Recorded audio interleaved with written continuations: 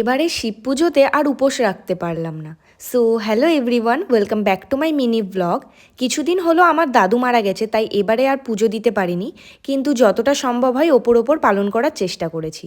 দুদিন হলো সকালে খালি পেটে কাঁচা হলুদ খাওয়া স্টার্ট করেছি, আর কোনো রেজাল্ট বুঝতে পারলে তোমাদের সাথে অবশ্যই শেয়ার করব। আর এদিকে মিকির কাণ্ড দেখো, সকাল হতে না হতেই ওর ছাদে যাওয়ার বায়না শুরু। ঠিক ছাদের দরজার কাছে গিয়ে দুই পা তুলে দাঁড়িয়ে থাকবে, কখন ছাদের দরজা খুলে দেওয়া হবে আর ও ছাদে গিয়ে ঘুরে ঘুরে বেড়াবে। নিচে এসে দেখি মা জুস বানাচ্ছে, আর আমি আজ ফার্স্ট টাইম জুসের সাথে চিয়া সিডস অ্যাড করলাম। চিয়া সিডসটা জলে 10 মিনিটের জন্য ভিজিয়ে রেখেছিলাম। এটা ওভারনাইটও ভিজিয়ে রাখতে পারো। স্কিনটা ভীষণ ডাল লাগছিল, তাই বাড়িতেই বানিয়ে নিয়েছিলাম কফি মাস্ক। আর লাঞ্চে খেয়েছি লুচি আর আলু পানিরের তরকারি। বিকেলে রেডি হয়ে নিয়েছিলাম একটু বেরাবো বলে, আর এটার একটা গেট রেডি উইথ মি আমি অলরেডি পোস্ট করে দিয়েছি। প্রথমে গেছিলাম একটু দিদাদের ফ্ল্যাটে, দিয়ে বেরালাম একটু ঠাকুর দেখতে। এবারের অঞ্জলি সব জায়গায় একটু তাড়াতাড়িই হয়ে গেছিলো। আর এটা হলো আমাদের পাড়ার মন্দিরের ঠাকুর।